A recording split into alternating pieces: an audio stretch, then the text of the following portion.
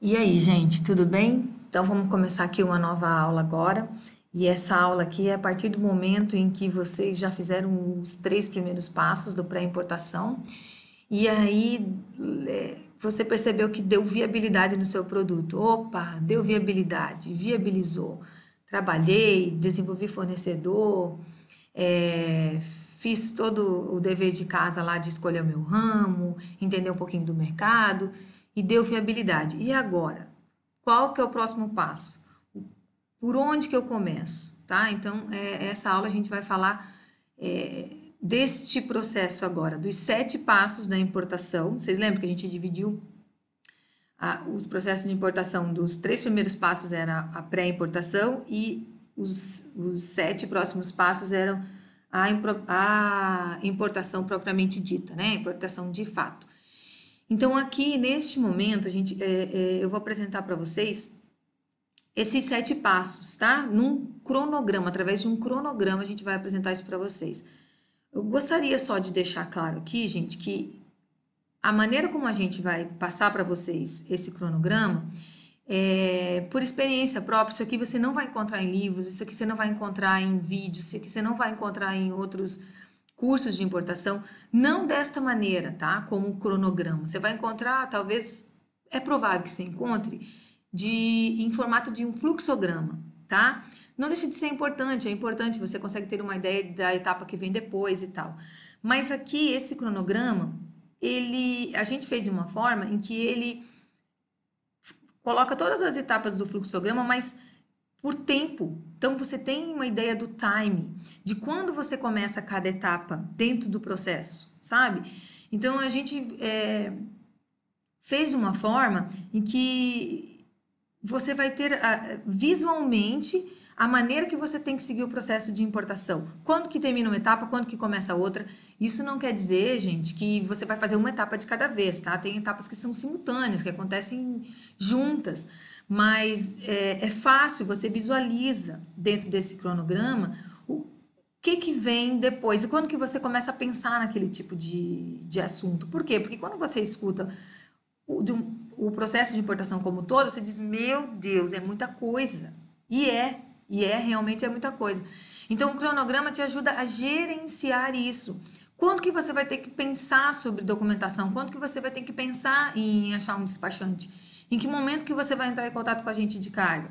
Então, esse cronograma, ele te dá uma ideia, tá? Ele está dividido por semana e o processo total aí, entre habilitar a sua empresa no radar até você receber o seu produto na sua empresa, tá dando mais ou menos 120 dias. Agora sim, gente, isso aqui não é regra, tá? Pode variar, mas é de uma maneira que você tem ideia de quanto tempo mais ou menos isso vai demorar. Porque isso você não encontra, eles vão te dar o tempo total do processo, mas você não sabe quando está terminando um, quando que você vai começar o outro, entende? Então, a maneira como a gente vai apresentar aqui através desse cronograma vai ajudar vocês bastante a visualizar o processo de importação com o time de cada etapa, ok? Eu vou começar, gente, falando para vocês aqui, vou seguir o fluxograma, lembrando que os 7 passos de importação, eles estão dentro desse fluxograma, tá? Desculpa, eu tô falando fluxograma, mas é cronograma, tá, gente? Aqui é cronograma. Os 7 passos de importação, eles estão dentro desse cronograma, tá? Eles não vão estar divididos nos 7 passos, mas eles vão estar aqui dentro. Por que a gente fez dessa forma? Para ser um cronograma mais linear, porque se a gente seguisse os 7 passos, como a gente apresentou para vocês nas primeiras aulas, o cronograma ia ficar primeiro um aqui, aí depois você volta lá atrás e olha, sabe? Você ia visualizar da mesma forma, mas é mais fácil você seguir como se realmente fosse um fluxo, ok? E conforme eu for apresentando para vocês aqui o passo a passo do cronograma, eu vou falando, abrindo para vocês de uma maneira mais aprofundada sobre os assuntos que a gente acha que é interessante vocês saberem. Vão ter alguns assuntos que, neste momento, é legal vocês saberem que existe, mas não vale a pena se aprofundar, porque, como eu disse, é muita informação e, às vezes, isso, neste momento, ela não vai te servir para nada, ela vai servir para te confundir, tá? Vamos começar então, gente. Aqui, vamos para o nosso cronograma. Vamos começar aqui na semana 1, tá? Você tem que fazer o quê? Deu viabilidade, deu tudo certo. O que eu tenho que fazer? O próximo passo é abrir uma empresa. Para quem ainda não tem, tá? Porque tem muita gente que já tem a empresa, só que essa empresa, ela ainda não está habilitada a importar. Então, essa pessoa que já tem uma empresa e não está habilitada a importar, ela vai começar no próximo passo, que é habilitar a empresa no radar Siscomex, ou seja, tornar a sua empresa uma importadora, tá? Mas aqui eu vou começar um pouquinho antes, eu vou começar para aquelas pessoas que estão abrindo as suas empresas, tá? Então, eu vou falar para vocês aqui quais são os tipos de empresa que vocês precisam saber que existe na hora de vocês abrirem a sua empresa. Primeiramente, gente, vamos começar assim, ó. O que é abrir uma empresa? Abrir uma empresa é você ter um CNPJ, certo? Você constituir uma instituição jurídica. Você é uma pessoa física, você vai ter uma instituição jurídica para você começar a operacionalizar através dela, tá? Quais são os tipos de empresas que existem? Na hora de você abrir sua empresa, você precisa ver que tipo de empresa você quer ter.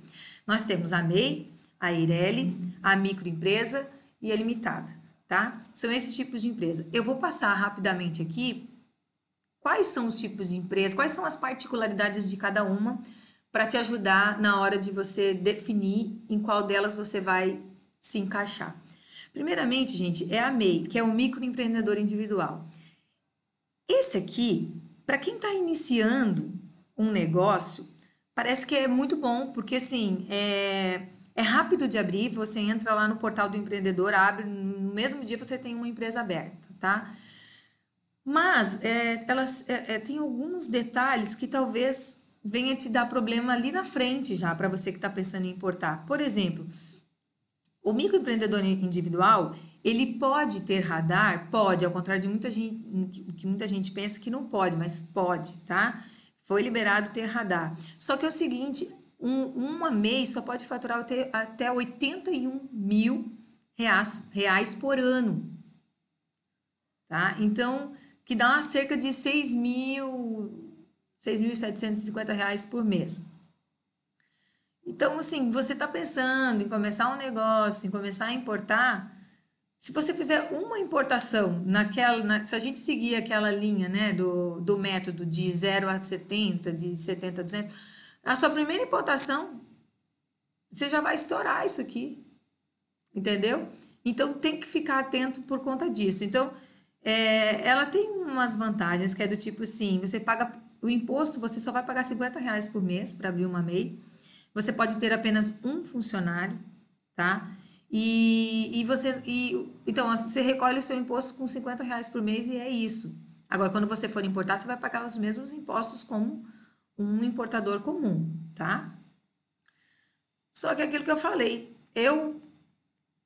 se eu puder dar um conselho para vocês, eu acredito que vocês já deviam começar numa empresa, numa microempresa, ao invés de começar numa MEI. Porque aqui vai ter a facilidade de você abrir empresa, vai pagar pouco imposto, mas vai te limitar, tá? A verdade é que ela vai te limitar bastante aí no processo de importação, ok? A próxima empresa é a EIRELI. A EIRELI é um nome assim, até novo, a gente sempre escutou empresa limitada, né? Mas nunca ouviu se falar tanto de EIRELI. A verdade é que a EIRELI é uma empresa individual de responsabilidade limitada. Ela não tem limite de faturamento, você pode faturar o quanto você quiser aí, o céu é o limite para você.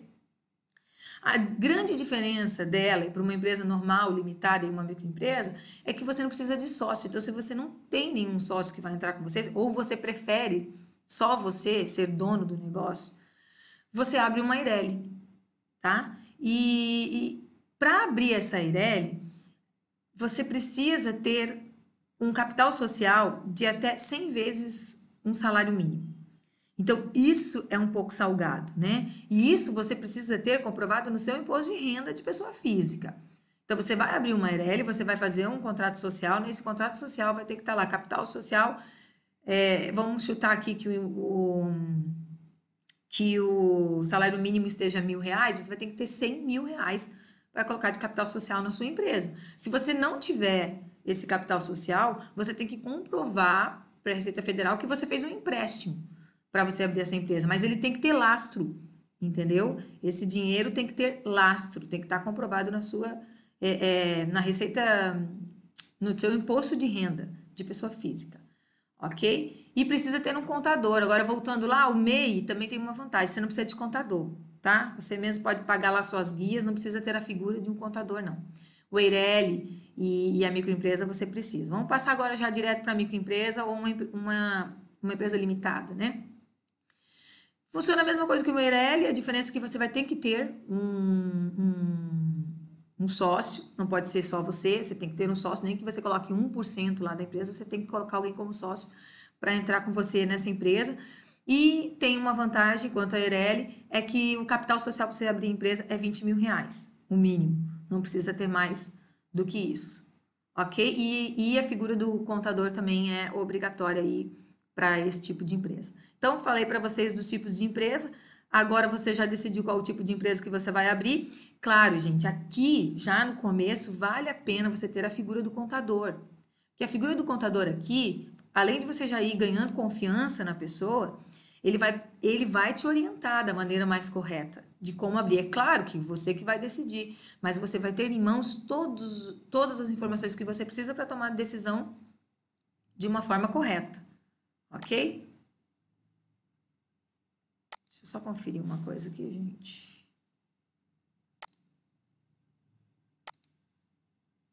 Ok. Então, vamos continuar aqui, tá? Depois que você decidir o tipo de empresa, então, que você vai abrir, você precisa também definir qual que é o regime de apuração dos impostos. Como é que você vai pagar esses impostos? Aqui existem também 3 tipos, tá? O simples, o lucro presumido e o lucro real. O simples nacional, como o próprio nome já diz, é uma maneira que você paga seus impostos de maneira simplificada. Através de uma única guia, você vai pagar ICMS, PIS, COFINS, Imposto de Renda de Pessoa Jurídica, Contribuição Social e INSS, numa única guia, tá? Qual que é a alíquota que você vai pagar desses impostos todos numa única guia? Vai depender do seu faturamento, tá? Você tem uma... Por isso que eu falo que o contador é importante, tá, gente? Você vai ter uma tabela que o governo disponibiliza do Super Simples, né? Ou do Simples, né? Nacional. E aí vai te dizer em qual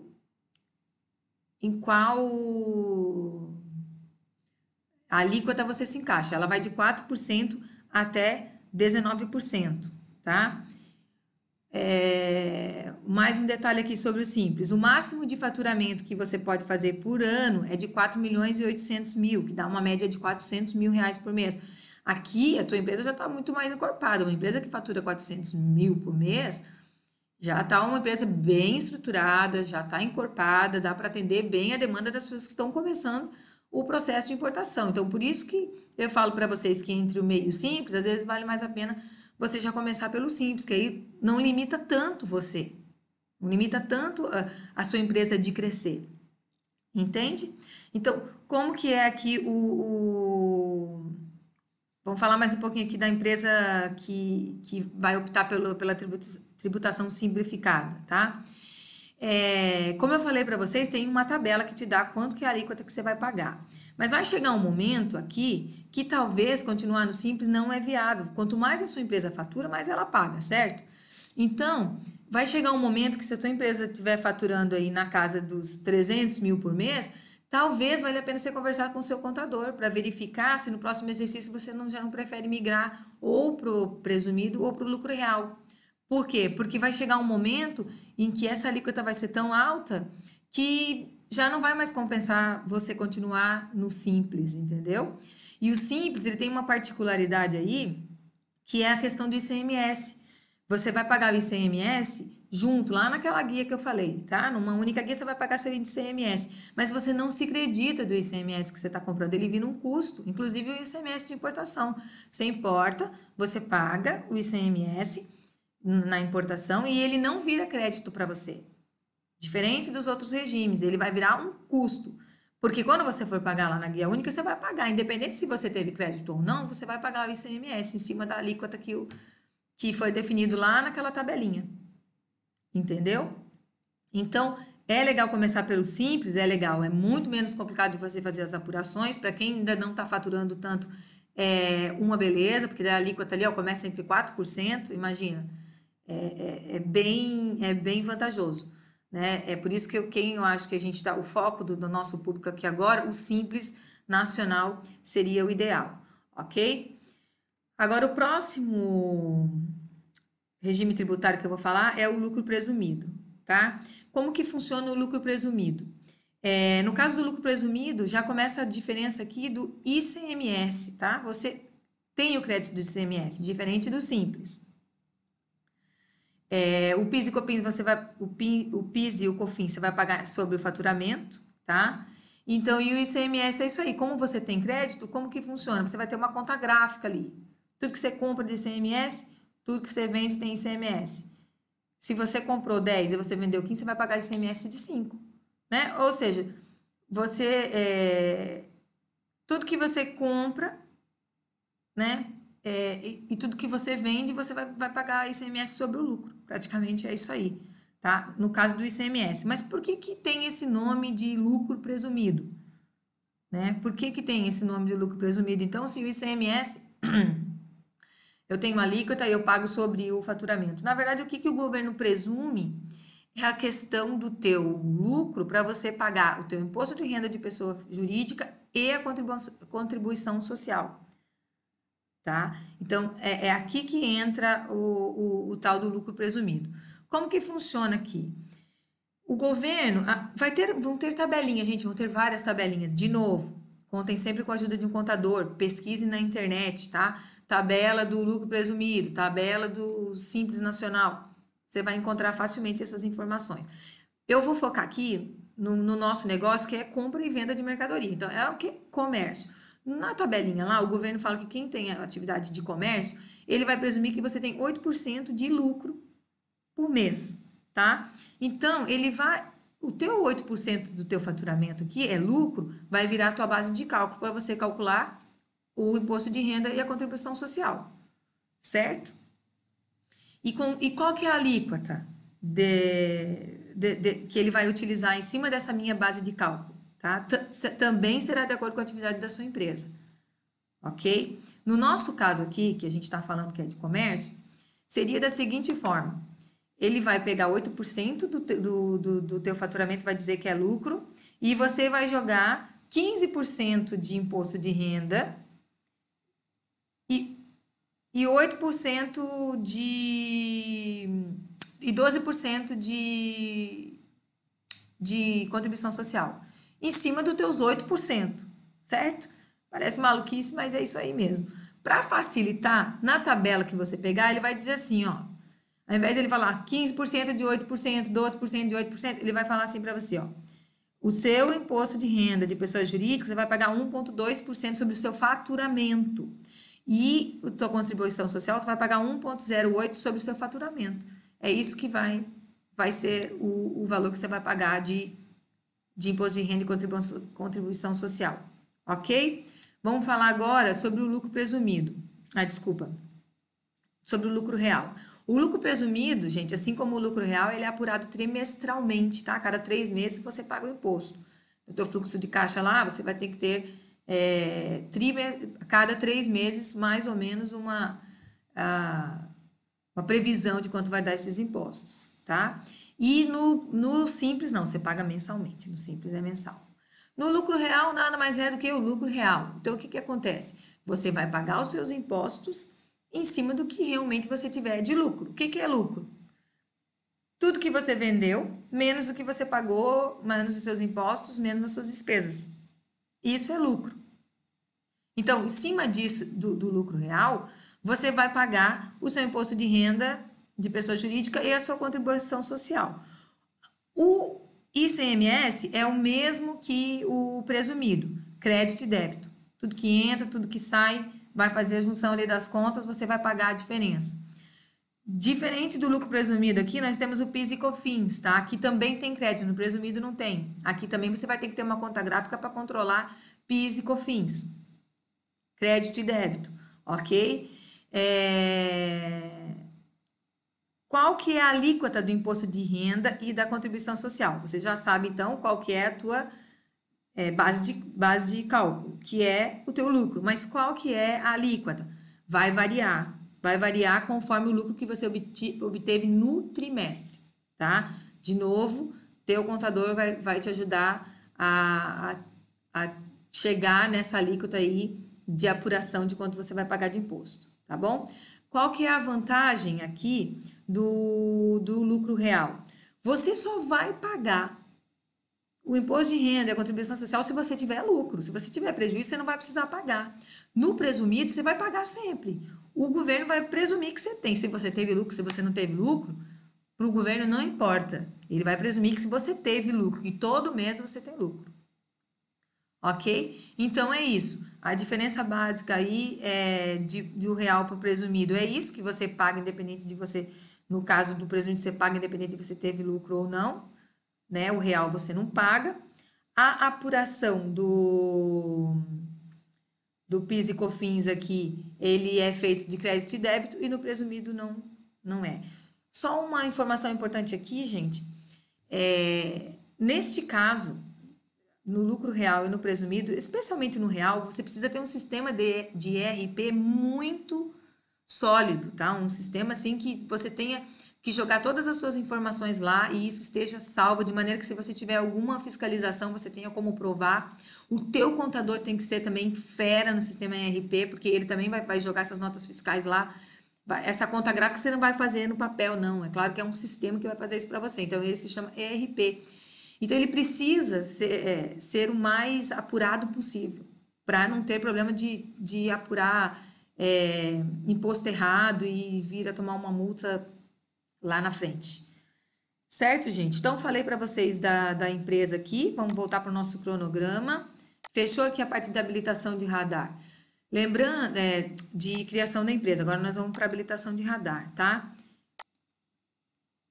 Agora é que eu vou começar o meu cronograma, porque aqui na abertura da empresa eu não coloquei no cronograma, por quê? Porque esse tempo varia, depende do local onde você está, da sua cidade, de onde você está alocado. Eu vou começar agora o cronograma, mesmo, a contar o cronograma, a partir do momento que você vai habilitar a sua empresa no radar. Agora, Liliana, eu abri a minha empresa, eu já discuti aqui com o meu contador, já vi tudo certinho, descobri qual que é a melhor empresa para o meu caso. O que eu vou ter que fazer agora? Vou ter que tornar a minha empresa importadora, porque não é só abrir empresa, não é qualquer empresa que pode importar. A verdade é que é qualquer empresa que consegue ter o radar, mas para importar é só quem tem radar. Se você não tiver o radar, que é nada mais é do que habilitar a sua empresa para se tornar importadora, no sistema do radar Siscomex, você não pode importar, ok? Então, é obrigatório para todas as importações acima de $3.000. Você tem que ter o radar, senão você não consegue fazer a importação. A habilitação do radar, ela pode ser feita por você, pode ser feita pelo teu contador, pode ser feita por um terceiro, empresa que dá assessoria nessa área, você vai encontrar facilmente, tá? Se você não se sentir apto ou você não tiver tempo para habilitar o seu radar, você pode facilmente terceirizar essa parte do processo, ok? Mas é um processo rápido, é um pouquinho burocrático, mas é tranquilo. Ok? Vou começar falando então que existem 3 tipos de radar. É o radar expresso, limitado e ilimitado. O radar expresso, você pode faturar até $50.000 a cada 6 meses. O limitado até $150.000 a cada 6 meses. E o ilimitado, como o próprio nome já diz, não tem limite. Ok? O radar, é importante falar, ele tem uma validade de 6 meses, tá, gente? Então, não começa a tirar o radar de vocês antes de você ter feito as 3 primeiras etapas lá, não, de escolher o fornecedor, de definir se tem viabilidade ou não. de definir o ramo. Não começa a pensar nisso. Eu tô falando isso para quem já tem empresa, tá? Para quem não tem, geralmente ela vai fazer agora, porque ela abriu a empresa agora, vai tirar o radar agora. Agora, para quem já tem empresa, vai dizer, eu vou importar, vou tirar o radar. Depois eu vou começar a ver quem que é o meu fornecedor, vou negociar com o fornecedor.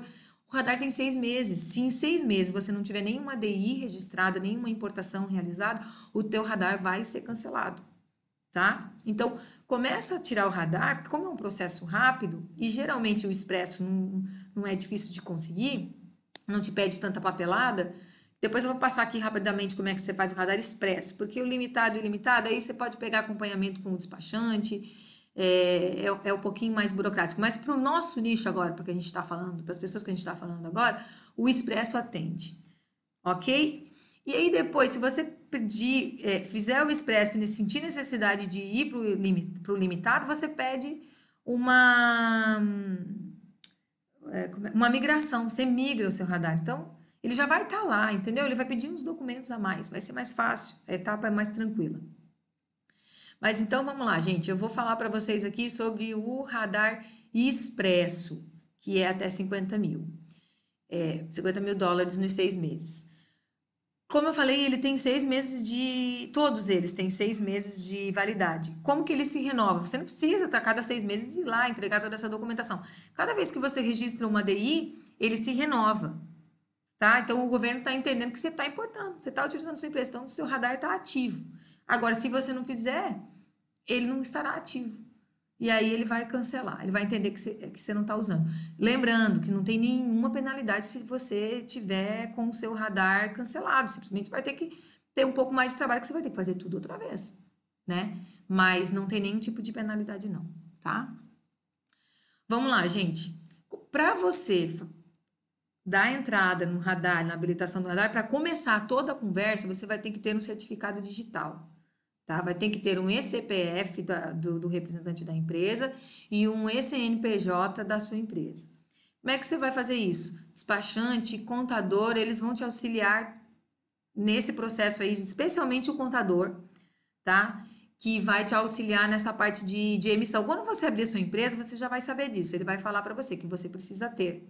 Mas só lembrando que você vai conseguir começar o processo no radar quando você tiver esse certificado digital, ok? Você consegue tirar no Serasa, tem um monte de outras empresas, mas o Serasa é o mais comum que a gente conhece. E ele vai poder ser através de uma senha, um cartão, um token, você pode decidir como é que você vai ter esse certificado digital. E você vai utilizar ele no seu computador sempre quando você estiver fazendo alguma transação aí que seja da Receita Federal, pagamento de impostos, outras coisas aí. Então, o certificado digital é imprescindível. Você vai ter que ter o certificado digital quando você abrir a sua empresa. Ok? Como é que você vai começar, então, a tirar o seu radar? A gente vai liberar para vocês os links, tá? Você vai entrar no portal único do sistema Siscomex.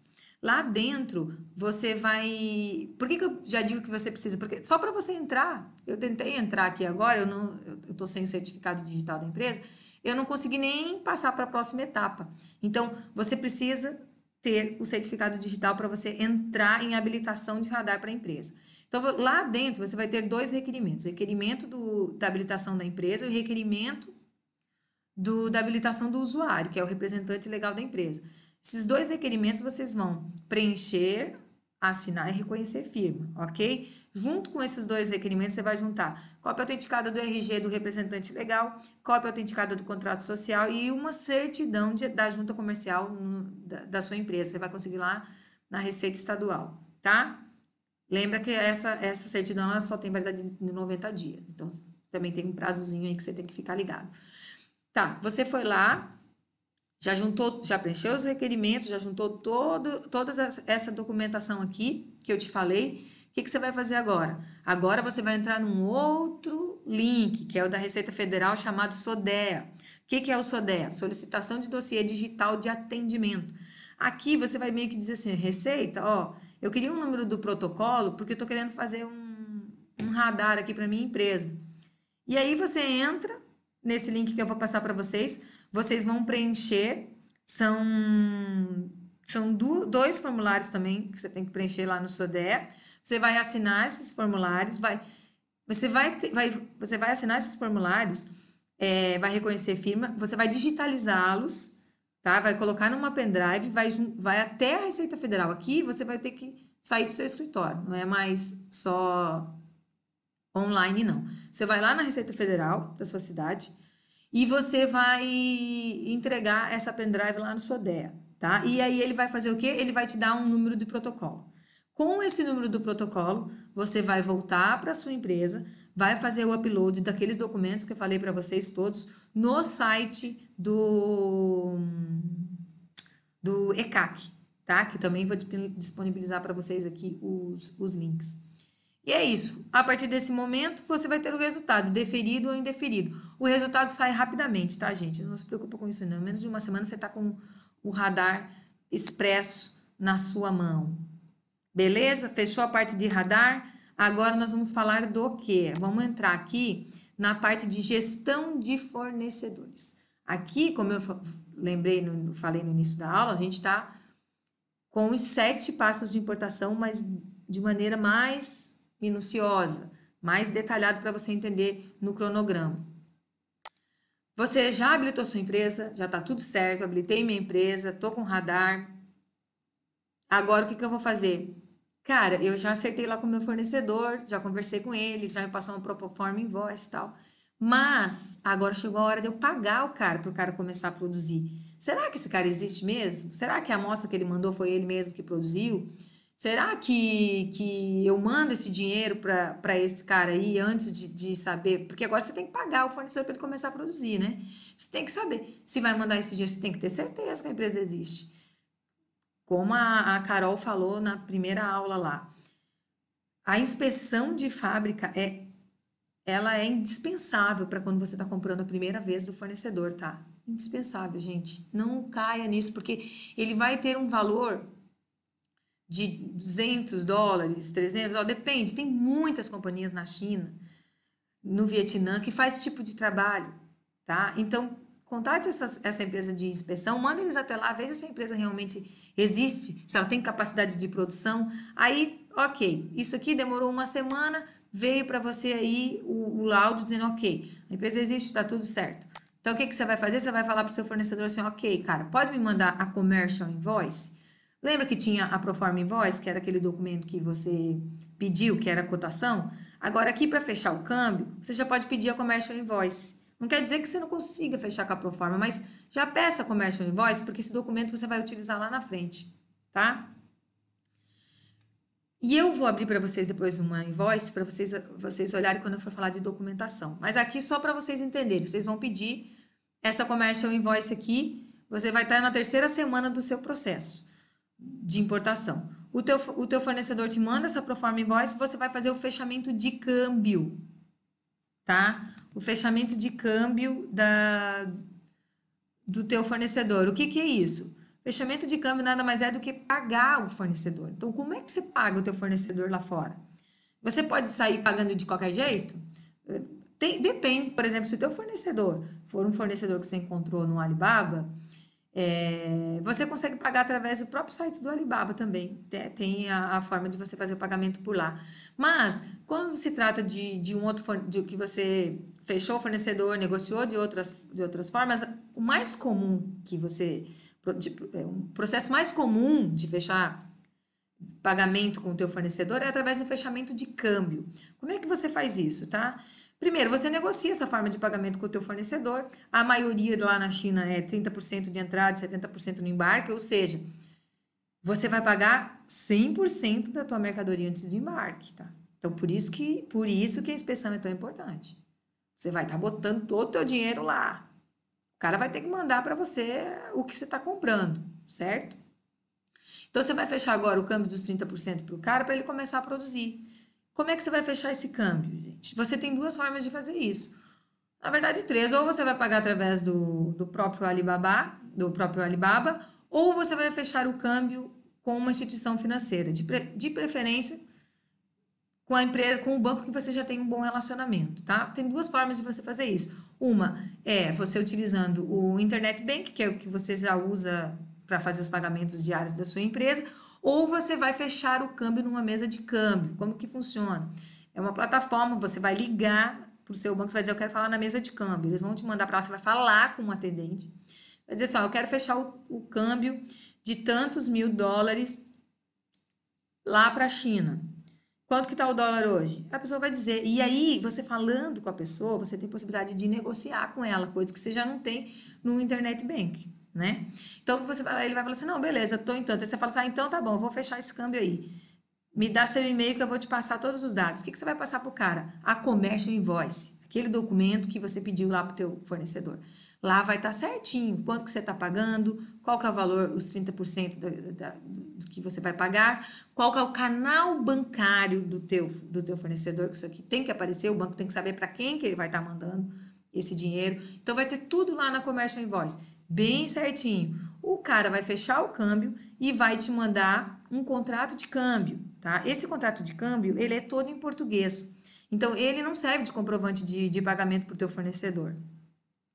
Geralmente, você vai fazer o fechamento de câmbio, o teu fornecedor vai receber o câmbio lá em 2 dias. Então, o que o banco vai te mandar? Um SWIFT de pagamento ali. Dali uns 2 dias, o banco vai te passar um SWIFT de pagamento. Você vai pegar esse SWIFT, que nada mais é do que um comprovante da transferência bancária, a mesma coisa que a gente tem aqui no Brasil, só que de forma que ele consiga entender, vai estar em inglês, com os termos internacionais. Então, você passa isso para ele e vai dizer, olha, pode começar a produzir, porque eu já fiz o teu pagamento, tá aqui, ó, o meu comprovante de pagamento, ok? Só mais um fato importante sobre o contrato de câmbio. Cada banco cobra um valor para emitir esse contrato de câmbio, tá? Então, é bom também você negociar isso com o seu banco. Se você tem mais contrato de câmbio que você fecha durante o mês, você pode negociar com ele. Ó, baixa aí o preço. É a mesma coisa que uma tarifa de banco. Quanto mais você movimenta a conta, mais você consegue negociar, né? Então, às vezes, a taxa de câmbio você conseguir um desconto ali, mas aí ele te cobra mais caro no contrato de câmbio. Então, são custos, não são exuberantes, mas que vale a pena você ter em mente que qualquer valor que você conseguir diminuir aqui vai te ajudar no final lá da importação. Ok? Então é isso, gente. Qual que é a taxa de câmbio? Ele vai usar a taxa de câmbio do Bacen, do Banco Central, né? Não é o dólar paralelo, é o dólar do Banco Central. A maioria vai seguir ali a linha, vai aumentar ou diminuir pouca coisa. Por isso que eu falo que é bom saber o contrato de câmbio, quanto que custa, porque praticamente a diferença vai estar aí, no quanto o banco te cobra de taxa de emissão de contrato de câmbio. E aí, gente, eu quero fechar o câmbio e aqui uma coisa muito importante, tá? Que eu já estava passando batida. Quando você compra alguma coisa lá fora, você vai comprar em dólar. Então você vai ficar, teu valor vai ficar flutuando. Conforme a variação do dólar, o teu valor que você está devendo vai ficar flutuando. Quanto que ele vai ficar em real? Quando a tua mercadoria chegar e você nacionalizar. Até aqui, você vai ficar com o teu câmbio flutuando. Então, às vezes, você está fazendo uma operação que você não quer ficar com essa coisa do o dólar vai aumentar, vai diminuir, ou às vezes a tua margem de lucro ali, a tua análise de viabilidade ali ficou meio apertado, você julga que a variação cambial pode te trazer algum prejuízo, tem uma maneira de você travar também esse dólar, tá? É o contrato de hedge, é uma trava de câmbio que você faz com o seu banco. Ele vai te proteger contra essa variação cambial, tá bom? Então você consegue travar. Tem uma maneira de você travar, além do valor que você tem que pagar para o teu fornecedor, tem maneira de você travar, inclusive, as taxas, sabe? Numa maneira que você consiga pagar um dólar travado. Só que aí é o seguinte, é claro que daí, o que o banco vai te dar? Não vai te dar o valor do dólar do dia. Ele vai fazer milhões de análises lá com os especialistas dele, que contam que o dólar vai variar daqui 30 dias, quando essa mercadoria chegar e tal. Ele vai dizer assim, não, o dólar eu vou travar para você, mas vai ficar tantos por cento a mais. Você vai dizer, poxa, mas vale a pena, pelo menos eu fico tranquilo. Agora, se o dólar baixar também, você não interessa, você vai pagar aquele dólar que você travou, sabe? Então, ele vai te dar uma trava para cima, mas também pode te prejudicar se o dólar diminuir, né? Deu para vocês entenderem um pouquinho como é que funciona a trava do dólar aí, né? Vai te proteger um pouquinho da variação cambial. Gente, eu falei para vocês que tinha aquela forma de pagamento lá para o fornecedor, a maioria era adiantada, né? Que você negociava com o fornecedor adiantado, mas ainda tem mais duas formas que você pode fazer pagamento para o teu fornecedor. E esses são a prazo, através do FINIMP, que é o financiamento de importação, e através da carta de crédito. O FINIMP, gente, é um financiamento de importação igual ao FINAME, que você pega um empréstimo lá com o seu banco, uma taxa bem baixa, né? Mas você não pode usar o FINAME para comprar coisa no mercado externo, só no mercado interno. Então, o FINIMP é isso. Depende do produto que você vai estar comprando, que o banco entenda que vale a pena, o BNDES, na verdade, entenda que isso ali vai fomentar, vai ser uma máquina que vai fomentar a indústria nacional e tal, ele vai te liberar o FINIMP, tá? Como que funciona o FINIMP? Tu vai pegar no BNDES, não, você vai pegar com o seu banco, vai falar com o seu gerente, vai dizer assim, eu queria fazer um FINIMP. Muitas vezes, tá, gente? Muitas vezes já aconteceu comigo de eu tentar pegar FINIP no meu banco e o cara se enrolar para dizer que tinha, dizia que não tinha, mas tem. Todos os bancos têm FINIP. Só que é uma linha de crédito que eles não gostam de vender. Por quê? Porque a margenzinha do banco é muito pequena. Entendeu? Só que para você, importador, se o seu produto se encaixar aqui para conseguir o FINIP, é ótimo, porque você pode parcelar até 48 vezes para pagar. Como que funciona? Você não vai ficar devendo para o fornecedor lá, não. O fornecedor, teu banco aqui no Brasil vai pagar. Você vai ficar devendo aqui, no seu banco, tá? Mas é uma linha de crédito que o BNDES libera para todos os bancos. Então, eles têm para te oferecer. Só que eles não oferecem porque não é vantajoso para eles. É sujo, mas é isso. É assim que funciona, tá? Então, é importante você saber. E falar com o seu gerente do banco aí sobre o FINIMP. Carta de crédito, como que funciona? Também, essa daqui já não é tão comum, é um pouquinho mais burocrática, tá? A carta de crédito é o seguinte, você vai falar com o teu fornecedor lá na China, vai dizer assim, ó, cara, tu aceita pagamento com carta de crédito? Né? Aí o cara que vai te dizer, eu aceito meu pagamento, o pagamento com carta de crédito. Aí o que que você vai fazer? Você vai lá procurar o seu banco e vai tentar conseguir uma carta de crédito com o seu banco. Aí ele vai te exigir um monte de garantias, tá? Para te liberar essa carta de crédito. Mas como é que funciona basicamente a carta de crédito? Você vai pegar essa carta de crédito, o banco aqui no Brasil vai entrar em contato com o banco do fornecedor e vai dizer assim, ó, cara, pede para o teu fornecedor liberar a mercadoria aí para o meu cliente, porque eu tô te dizendo que se ele não pagar, eu vou pagar você. Então tá garantido, ok? Pode liberar, pode começar a produzir, pode liberar. Então, praticamente, são duas instituições financeiras conversando. É o seu banco com o banco do teu fornecedor, mas é importante que o teu fornecedor aceite receber com carta de crédito. Como que você vai pagar essa carta de crédito? Aí você negocia cada um negocia com o seu banco, ok? Fechei aqui, gente, a parte de pagamento de câmbio, né? Falei aqui, fechamento de câmbio. Tá vendo aqui como que você está conseguindo visualizar? Você fechou o câmbio aqui na semana 3. O que você vai ter que fazer aqui ainda dentro dessa semana? Aquilo que eu já falei, enviar o SWIFT de pagamento para o fornecedor e solicitar que o teu fornecedor comece a produzir. Porque já foi pago os 30% que a gente combinou. Então, cara, comece a produzir aí, ok? E a partir desse momento, você vai começar a fazer um follow-up da produção. Como que é? Pede foto para o teu fornecedor. Cara, me manda uma foto aí. Como é que tá a minha produção? Já tem produto pronto? É importante fazer esse follow-up, tá, gente? Acontece bastante problema de prazo de entrega na China. Não vou dizer bastante, digamos que seja 50%. Então, acompanha, que daí o cliente. Sabe aquela história de quem não chora não mama? Então, quanto mais você tá ali no pé do seu fornecedor, quanto mais você tá ali cobrando as coisas, mais ele vai lembrar de você. Quem não é visto não é lembrado. É mais ou menos assim. Então, faça um follow-up. Peça semanalmente um follow-up da produção do seu produto lá na China, ok? Aqui, gente, terminamos a gestão do fornecedor. O que nós vamos começar agora? A gestão da importação e o transporte da sua mercadoria, tá? Aqui neste momento, gente, depois que você já avisou o teu fornecedor já começou a produzir, é importante você avisar também seu despachante aduaneiro. Seu despachante aduaneiro, você já tem a figura dele, ele te ajudou lá a conseguir o radar no Siscomex, né? Ele já te auxiliou sobre a NCM, que você viu lá nas outras fases. Então, aqui você já tem uma certa confiança com o seu despachante aduaneiro. Você avisa para ele, ó, eu fiz uma compra, aqui a Commercial Invoice, e isso aqui vai ficar pronto dali 40 dias. Quando o despachante é um despachante que faz um trabalho bacana, que tem um relacionamento legal com o cliente, ele mesmo já vai ficar atento para quando a tua carga ficar pronta, sabe? Porque ele vai ter que passar para você um documento chamado numerário, que vai estar lá embaixo no cronograma. Então, é bom ele ser avisado, ok?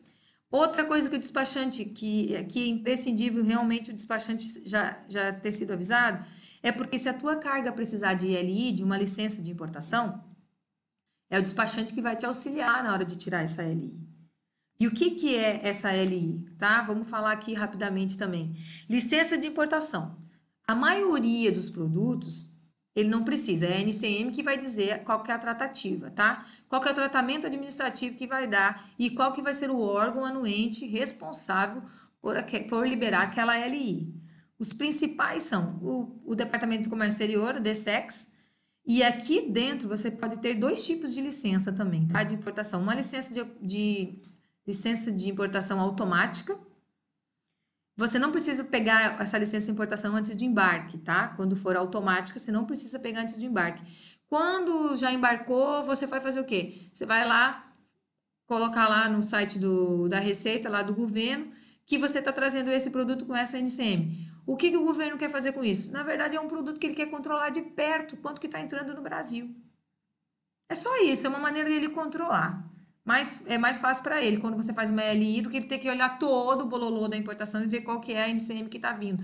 Então aqui ele fala, ó, esse aqui eu estou a fim de controlar, cara, então vai precisar de uma LI automática. Então você vai entrar lá no sistema, vai fazer a LI e vai ser deferida ou indeferida. Ele dificilmente vai indeferir, tá? Por que a gente fala que pode ser o pós-embarque legal, mas é melhor você fazer pré-embarque? Porque se for indeferida, aí você vai ter que verificar qual que foi o problema, tá?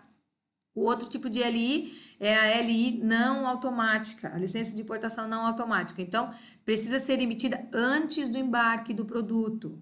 Ele é feito antes do embarque. Então, assim, ali na frente, quando o teu fornecedor começou a produzir o produto, seu despachante já foi avisado, ele já vai estar dando entrada para fazer a LI. Ele vai fazer através do sistema Syscomex, entendeu? Então, ele vai fazer essa LI para você, ela também vai ser deferida ou indeferida, aí vai depender dos dados que você computou ali, se está tudo correto, enfim. E essa licença tem validade de 90 dias, tá? Então, mas ela precisa, quando a mercadoria for embarcar lá, essa LI tem que estar emitida, tá? Senão ele não embarca. Os outros órgãos aqui, bem comum, né? O Inmetro, que a gente conhece bem no Brasil. A maioria dos produtos também não precisa, mas tem alguns produtos que existe a necessidade e é uma licença compulsória, ou seja, você tem que homologar, senão não vai embarcar, que é no caso de brinquedo, cadeiras, aquelas de plástico, para ver se vai suportar o peso ou não, tá? Uma série de produtos que você precisa seguir a linha do Inmetro lá no Brasil. Então, você vai ter que pegar essa certificação num órgão certificador do produto, tá? E esses órgãos vai te dar certificação no Inmetro. De novo, então tem que ser feita antes do embarque, tá? Tem um outro tipo de homologação que o Inmetro pede, que pode ser a homologação voluntária. Como é que é isso? Por exemplo, o Inmetro, ele mostra para você como que é a tomada. Você está importando o secador de cabelo, aí tem o tipo de tomada no Brasil. O Inmetro pede que a tomada seja daquele tipo, não pode ser diferente. O que você vai fazer? Você vai fazer aquela tomada. Você pode importar sem ter a homologação do Inmetro? Pode. Mas a tua tomada, tu tem que ter certeza de que esteja dentro dentro dos padrões do Inmetro, tá? Agora, se não tiver, você pode perder toda a sua carga. Então, você tem que cuidar disso. Agora, se você dizer, não, é voluntária por quê? Porque eu não estou segura que está certo isso aqui. Eu vou mandar para o Inmetro para ele homologar para mim antes de eu embarcar. Então, é voluntária porque você apresenta ou não apresenta. Você que decide, certo? Então, alguns produtos vai dizer assim, ó, precisa ter homologação, é obrigatório, é compulsório. Alguns vai dizer, não, é voluntário. Se você estiver trazendo algum produto de cosmético, né, produto de beleza, você vai ter que ter a homologação da Anvisa. Um mapa ao Ministério da Agricultura, alguma coisa que você estiver trazendo de madeira, alimentos, enfim, você vai ter que ter a homologação do mapa. E a Anatel, então, é a Agência Nacional de Telecomunicação. Qualquer equipamento que você for trazer, for levar para o Brasil aí de telecomunicação, você tem que ter também o certificado da Anatel, a homologação. Certo? Então, eu expliquei para vocês aqui um pouquinho do que é a licença e importação. As que precisam ser feitas antes é aqui que elas começam já, tá? Então, aqui, ó, tá vendo? Avisou o despachante, na mesma semana você já começa a ver a parte de licença e importação. Aqui também, gente, vocês já podem fazer a cotação do frete, porque você já sabe que, geralmente, para produzir a carga lá na China, eles te pedem 30 dias, mas não é regra, tá, gente? Cada caso é um caso. Aqui eu estou dando um exemplo de como se fosse esses 30 dias. Você vai ter que fazer o quê? Entrar em contato com a gente de carga e falar assim, olha, cara, lembra que você fez um orçamento para mim aí, há um tempo atrás? Então, você refaz o orçamento para mim, porque daqui tal dia a minha carga vai ficar pronta. Então, você me avisa aí quando estiver pronto para a gente poder fazer a reserva do container, a reserva do navio, enfim, todas as atividades relacionadas ao embarque do seu container. Ou da sua carga solta, tá, gente? Aqui eu tô toda hora falando container, mas a pessoa pode trazer, não precisa trazer um container cheio, não, ela pode trazer um container pela metade ou 1 metro cúbico do container, que se chama o consolidado. Quando eu for falar um pouquinho de tipos de importação, ou se eu não me engano, na parte de container, eu falo sobre isso, tá? Beleza, gente? Então tá. Já contatou seu agente de carga, já pediu para ele um novo orçamento, ele já passou para você, você já tá aqui, ó, por enquanto você tá fazendo só o quê? Follow-up da importação, ok? Follow-up da importação, da produção. Fazendo follow-up da produção, vendo se a LI já foi emitida, vai fazendo isso tudo junto com o teu despachante, vai tendo todas essas etapas aí sob controle. Aí, a mercadoria ficou pronta. Ficou pronto, o teu fornecedor disse assim, olha, ficou pronto aqui na semana 8 e agora eu quero saber se eu posso embarcar ou não. Aí você vai dizer assim, cara, Carol e Liliana me falaram que inspeção é uma coisa muito importante quando eu estou comprando a primeira vez do meu cliente, do meu fornecedor. Já mandei 30%, o cara me mandou umas fotos da produção, tal, mas agora eu vou desembolsar os outros 70%. Será que esse negócio está de acordo com o que eu pedi? Aqui vale mais um cheque, tá, gente? Aqui vale mais uma inspeção. Ela é muito importante. Na minha opinião, avalio assim, ó. A primeira, ela é imprescindível, ela tem que existir, tá? Tem que existir. Essa segunda aqui, ela é importante. Então, se você tiver um pouquinho a mais de dinheiro aí no seu budget, não vale a pena pular essa etapa aqui. Manda alguém lá, a inspeção, vai lá, se chama inspeção pré-embarque, o cara vai fazer a inspeção, vai ver que está tudo de acordo. Se você quiser, se o cara não tiver capacidade técnica de dizer que está em acordo, o cara pode te mandar uma amostra, mas aí o teu processo de importação vai crescer um pouquinho mais, tá, gente? Assim, o cronograma vai ficar pelo menos uns 10 dias a mais. Porque até essa amostra sair, até a amostra chegar no Brasil, até ser aprovada, pelo menos uma semana a mais, tá? Se você decidir receber a amostra do produto final. Mas é isso, gente. Aí foi lá, fez a inspeção, tá tudo de acordo. O que eu tenho que fazer agora, na próxima etapa? Fechamento do câmbio dos meus 70%. Eu já falei para vocês antes como é que fechava câmbio, então vocês já sabem como é que faz, já estão craques, já vai fechar o câmbio com o fornecedor para ele, enfim, liberar sua carga para embarcar. Aqui, você vai realmente fazer a contratação do teu agente de carga, tá? Só que, na verdade, não é bem a contratação, não. Quando você fechou com o teu agente de carga lá, eu vou até colocar uma coisa a mais aqui. Eu vou colocar esse mesmo negocinho aqui, ó, no cronograma, que eu acho que vai ser importante. Um pouquinho antes do embarque. Vou botar aqui. Tá, gente? Quem sabe faz ao vivo. Acho que vai ser importante aqui a gente colocar aqui no cronograma, para vocês ficarem atentos. Aqui, o teu agente de carga, ele já tem que estar ligado que a tua mercadoria vai sair e já tem que ter feito uma pré-reserva. Às vezes, essa pré-reserva não é necessária. Às vezes, tem navio saindo, à torta e à direito, não precisa se preocupar. É igual o voo. uma ponte aérea Rio de Janeiro, São Paulo, você vai ter bastante oferta, né? Agora, pode ser que teu porto já não seja tanto assim, não tenha tanto navio saindo, a frequência da saída do navio não é tanto. Então, é bom aqui você entrar em contato de novo com o teu agente de carga e falar, ó, vai ficar pronto mesmo lá, você faz a reserva para mim, do container, do espaço, e ele vai fazer o book do container, do espaço, tudo certinho. Mas aqui, você vai dizer para ele assim, ó, tá pronta, pode ir buscar. Ele vai mandar o container lá, vai mandar estufar, né, o container ou fazer a ovação da tua mercadoria dentro do container. E essa mercadoria vai para o porto e vai seguir viagem aí até o Brasil. Que tem mais uma etapazinha aqui, que é a autorização de embarque, que ela anda meio que junto aqui com a aprovação do documento, que é assim, ele coletou o teu container lá e ele está lá no porto, lá na China, tá aguardando a autorização de embarque, tá? Ele já, a gente já autorizou a coleta, agora a gente está autorizando o embarque. Nesse meio tempo, o teu agente de carga está fazendo um documento chamado BL, o Bill of Landing. Eu vou falar para vocês, landing. Eu vou falar para vocês junto na parte de documentos, mas esse cara é importante, tá? O documento que, se ele não existir, não vai liberar a carga no porto, não vai seguir viagem. Então, o teu armador vai botar no sistema lá do transporte lá, do mantra, e vai emitir um documento chamado BL. Esse BL, ele tem que estar exatamente de acordo com a sua commercial invoice e seu packing list. Eu não coloquei aqui, mas eu vou colocar CI, que é a commercial invoice, packing list e BL. Ele tem que estar de acordo. Packing list, gente, é um documento que ele tem que ser minuciosamente preenchido pelo fornecedor, pelo exportador, com peso, cubagem, tipo de embalagem.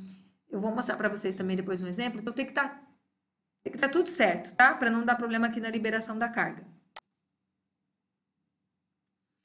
E essa documentação aqui, ela tem que estar aprovada antes da tua mercadoria sair. O BL, você pode corrigir. Na verdade, é que todos você pode corrigir durante o processo de importação, durante o transit time, enquanto o container está no navio. Mas, no caso do BL, você vai ter que pagar. Cada alteração que você faz, você vai ter que pagar, tá? E aí, quando chegar aqui, você tem que apresentar todas as alterações. Então, toda a informação que tiver no BL tem que ser exatamente a mesma que está na Commercial Invoice e no Packing List, tá? E é nessa fase que você vai fazer todas as conferências. Você não vai conferir isso sozinho aqui, tá, gente? Bota o despachante na jogada, que é aí que o despachante entra. Ele recebe para fazer isso. Isso aqui é função nua e crua do despachante. Você vai mandar, o despachante vai te dizer, tá faltando essa informação, a OBL não tá batendo com o packing list, você em conjunto com o despachante vão fazer isso. Tem que fazer essa conferência. A verdade é que eu vou aproveitar essa oportunidade aqui que eu tô falando de documento e já vou abrir para vocês aqui quais são os documentos, tá?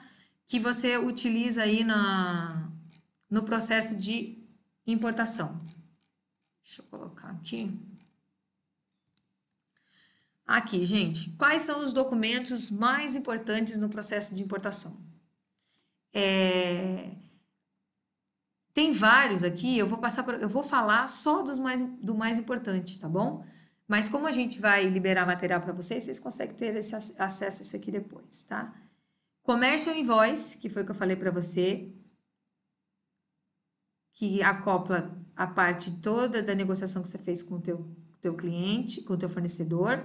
Aqui dentro vai estar o packing list, a informação da sua carga, o ADI, o BL e a nota fiscal de entrada. Esses são os mais importantes, tá bom? Vou começar mostrando para vocês aqui o que é uma commercial invoice. Deixa eu ver se eu acho aqui. Onde é que eu consigo achar uma invoice para vocês? Aqui, gente, aquela que não fez o dever de casa, né? Eu achei que eu tinha colocado tudo na mesma pastinha ali para facilitar, mas era uma pasta diferente. Só um pouquinho que vai abrir.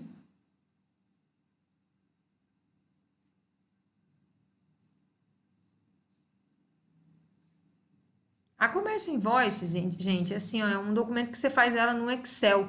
Só que o teu fornecedor vai ter que assiná-la, botar um carimbo, tá? Mandar a original, carimbada e assinada, para você poder fazer a liberação da carga lá.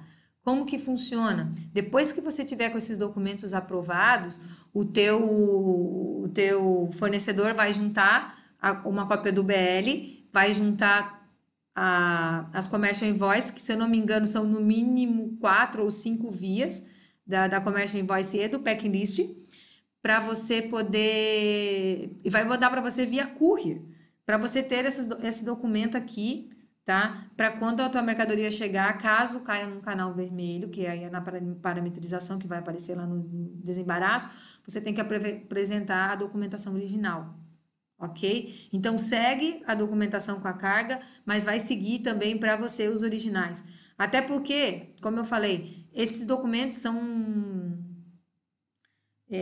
você pode precisar ter alguma alteração durante. Ah, isso aqui estava errado, cara, não vi e tal.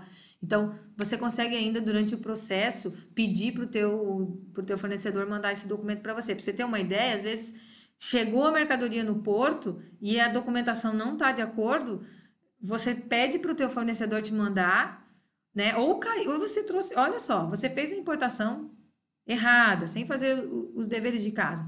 Você esqueceu de pedir para eles te mandarem aí as originais. E aí você vai dizer, putz, vamos ver se ele não faz com a cópia. Caiu no vermelho. Cara, caiu no vermelho, você vai precisar da original. Então você vai fazer o quê? Vai ficar parada lá no porto mais uma semana até ele mandar por courier essa documentação. Então, enquanto a sua carga está no mar aí, no navio, você pede a documentação original para o teu fornecedor, ok? Gente, aqui, ó, exemplo de comércio invoice, tá? Nome de quem está mandando a carga para vocês, um número que é você que cria, o nome da pessoa que está do consignee, que está trazendo a carga, né? No caso, a empresa, você.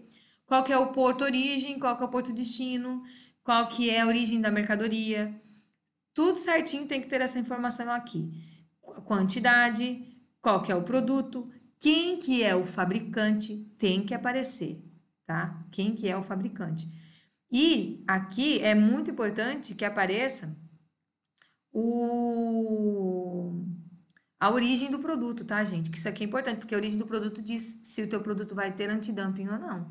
É porque do país que o teu produto foi fabricado, tá? Não só de onde está saindo, mas de onde ele foi. Porque aqui tá vendo que tem o país de aquisição? Ele pode sair da China, mas se ele foi fabricado, ele pode sair daqui do Vietnã, mas se ele foi fabricado na China e tem antidumping, vai pagar antidumping, independente se saiu daqui do Vietnã, ok? Então aqui é uma invoice de catálogos, né? Aparece aqui qual que é o termo de pagamento. Isso aqui foi um free of charge, ou seja, não precisou pagar, foi uma cortesia que o fornecedor mandou para mim. Está dizendo qual que é o Incoterm, qual que é o free on board. Então, ou seja, ele pagou todas as taxas todas as taxas de origem, né, do porto, ele que pagou. E você pagou dali para frente. Tá vendo que aqui que tem, ó, o peso bruto, o peso líquido, o total em metro cúbico e qual que é a quantidade de caixas, tá? Aqui tá o pack list. Ah, você tá vendo que é a mesma carinha que a commercial invoice? Só que a diferença é que o quê? Que aqui ao invés de ter preço, tem o detalhe da mercadoria, tá? Tá vendo que aqui tá até faltando colocar a dimensão? Precisa ter, tá, gente? Aqui realmente, provavelmente deve ser uma draft de comércio de packing list. Gente, o packing list, vocês vão ver algumas pessoas falando, eles vão dizer assim, gente, não é obrigatório, não é um documento obrigatório no sistema de importação dos outros países, tá, gente? Aqui no Brasil é mega importante, tá? Tem que ter o PL aqui. E eles não colocam que é obrigatório, mas eles sempre cobram. Então, partam do princípio que é obrigatório. Certo? Então, consegui mostrar aqui para vocês um pouquinho do que é uma commercial invoice, né? Packing list também já mostrei para vocês aí. Aqui tem algumas coisas, quando o fornecedor coloca para você lá o peso, não precisa ser exato, tá, gente? E pode variar 10% para cima e 10% para baixo, que isso é variação normal de balança, mas tem que ser o mais exato possível. Porque se cair num vermelho, faz. E eles resolverem pesar, a sua carga é passível de multa. É multa, na certa, na verdade. Mas então, não pode ter divergência entre a informação que tem de peso ali, que tem na sua Commercial Invoice, no seu PL e no seu BL. Não pode. Isso aqui não pode ter divergência. Se tiver, vai ter que pagar correção, vai pagar multa, tá? Não pode. Isso aí o fiscal realmente leva bem a sério. Na hora que você for colocar, você for verificar a conferência lá dos teus documentos, você tem que olhar isso daí, tá? E sempre é bom relembrar para o nosso fornecedor lá na China de que a legislação brasileira é rígida. Ah, mas fulano faz diferente. Não interessa. Nós estamos importando para o Brasil, meu amigo. E aqui o negócio é outro. Tem que ser exatamente como eles pedem. Porque, cara, se não tiver e o fiscal não for um fiscal assim muito amigável, ele vai te cobrar. Aí não adianta você choramingar, tá? Aqui na parte do packlist também, gente, se tiver alguma parte da embalagem, um pallet de madeira, alguma parte de madeira na tua mercadoria, você tem que pagar a fumigação, tá? O teu fornecedor lá vai ter que fumigar e mandar um certificado de fumigação juntamente com a Commercial Invoice e juntamente com o BL. Tem que ter, porque o mapa, o Ministério da Agricultura vai olhar isso daí. Isso aqui ele vai olhar. Tanto que quando tem, demora uns 2 dias a mais aí na liberação do seu, independente do canal que deu. O mapa, ele vai olhar se você tem o certificado ou não. Tem que ser informado, tá bom? O próximo que é bem importante, então, é o BL, Bill of Lading, que eu já passei para vocês aqui. Só ver um negócio aqui.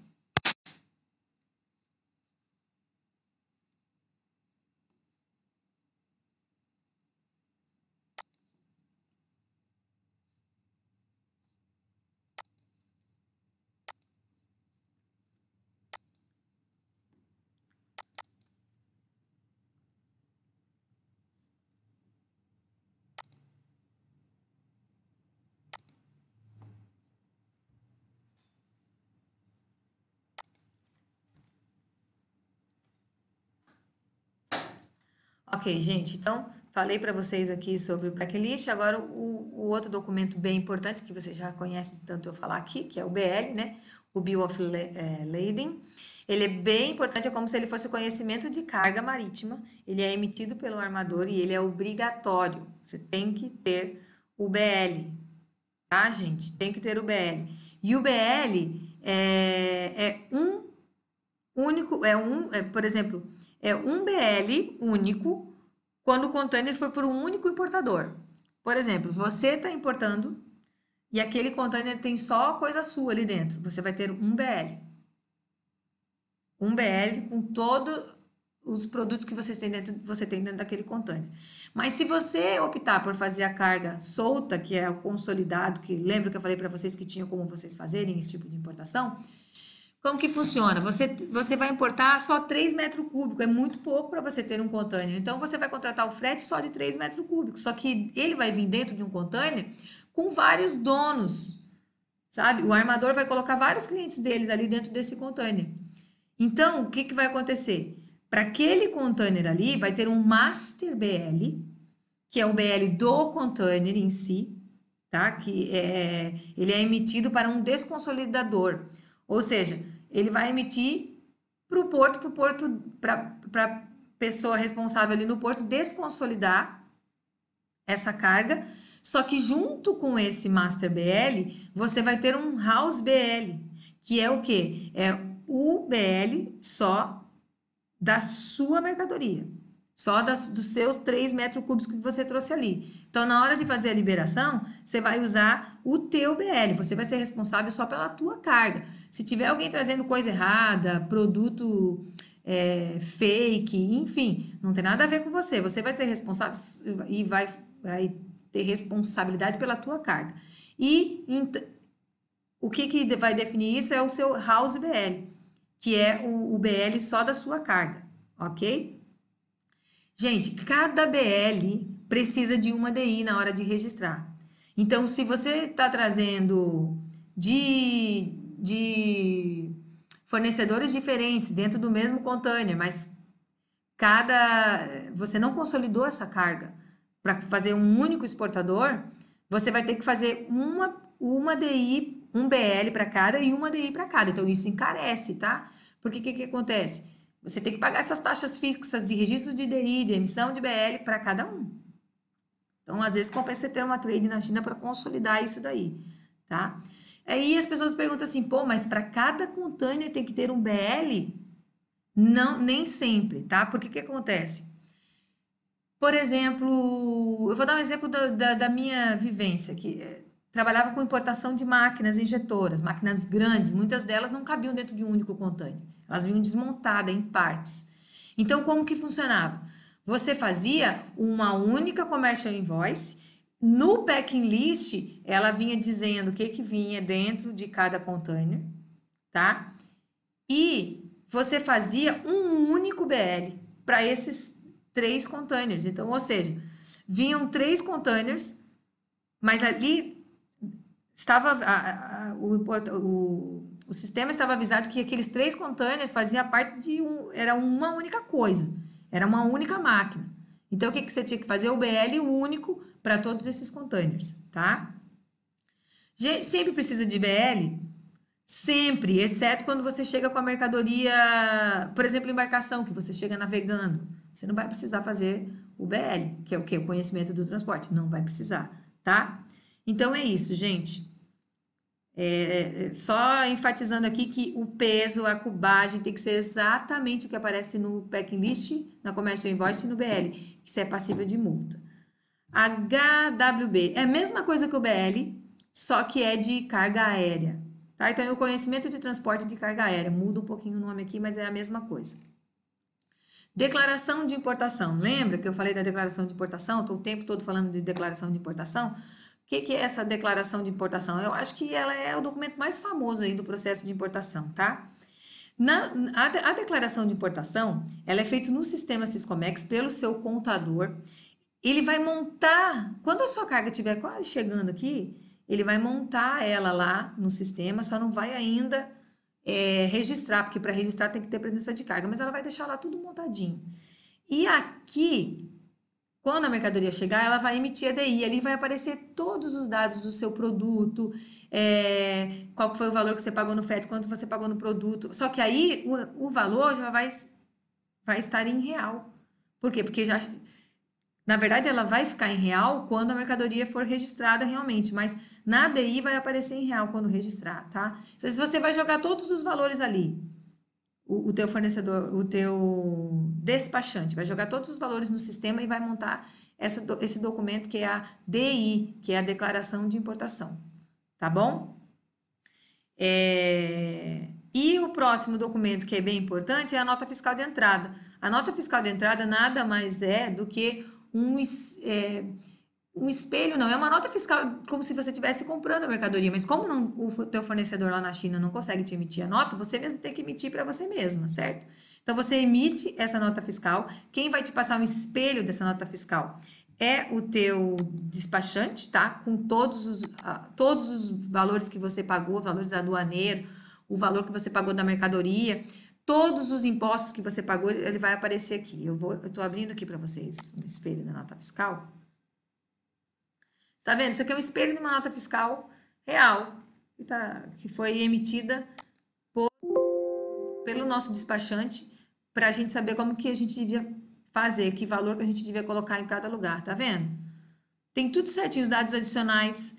Nos dados adicionais, você tá vendo que tem que ter aqui assim, ó, bem certinho. Isso aqui, até aqui é o seu número de referência, mas aqui, ó, número da DI, que ela foi registrada, quando que ela foi registrada, sabe? O desembaraço aconteceu aonde? Quanto que foi o PIS? Quanto que foi o COFINS? Tudo certinho.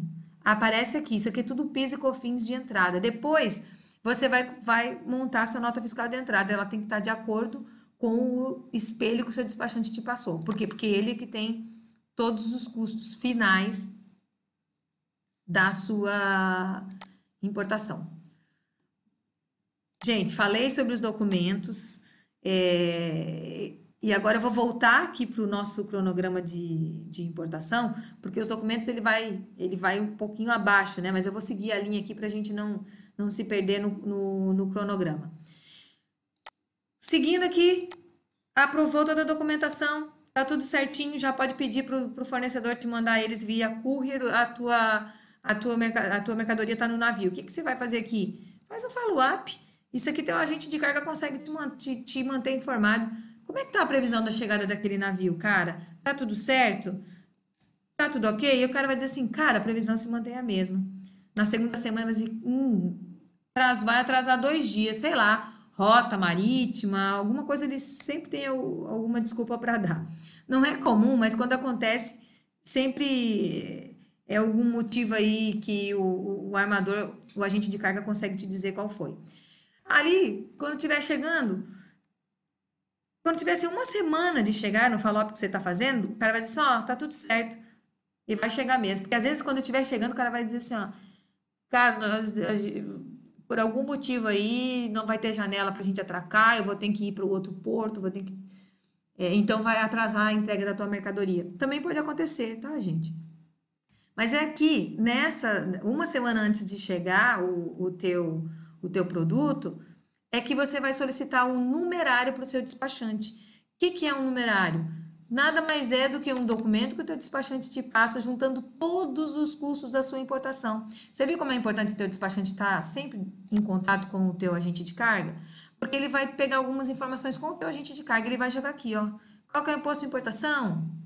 Qual que é a taxa Siscomex? Qual que é o seguro? Tudo acoplado aqui. E você vai saber exatamente quanto você vai ter que pagar quando a tua mercadoria chegar. Então, você já disponibiliza esse dinheiro aqui lá no teu fluxo de caixa, tá? Isso é o numerário.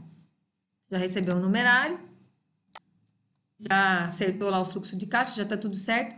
Agora, só esperar a chegada da mercadoria no porto. E é aqui neste momento aqui que a gente está na expectativa da chegada da mercadoria no porto, e que já está tudo certo, que o navio vai chegar, é que o teu despachante já deixa a ADI confeccionada, ele só não registra ainda não, mas ele já deixa tudo certo, porque a ADI é um processo bem minucioso, não pode errar para você fazer a ADI. Então o despachante, a menina lá que está fazendo, o menininho, eles têm que ter tempo para fazer isso, não pode ser sob pressão. E se a mercadoria já estiver no Brasil e já tiver com presença de carga, o que você vai ficar fazendo? Ah, cadê a minha mercadoria? Eu preciso tirar essa mercadoria hoje. E aí a chance de dar coisa errada é grande. Então eles fazem isso antes. Já deixam lá no sistema prontinho, só não registram ainda, tá? Então, gente, sobre esse cronograma aqui, eu vou dividir isso aqui em 2 aulas, que eu já acho que ficou bem longa essa primeira parte aqui, tá? Estamos com bastante tempo, então eu vou continuar na próxima aula fazendo a finalização desse cronograma. Até aqui a gente já ficou aí nessa fase de importação 16 semanas, tempo bem longo já, né? Foi essa parte toda aí, tudo mais ou menos certo. Agora vem a parte boa, gente, é a nacionalização do seu produto. Então, daqui a pouco eu volto aí com vocês para a próxima aula para a gente falar da etapa final aí, que é o desembaraço aduaneiro. Ok?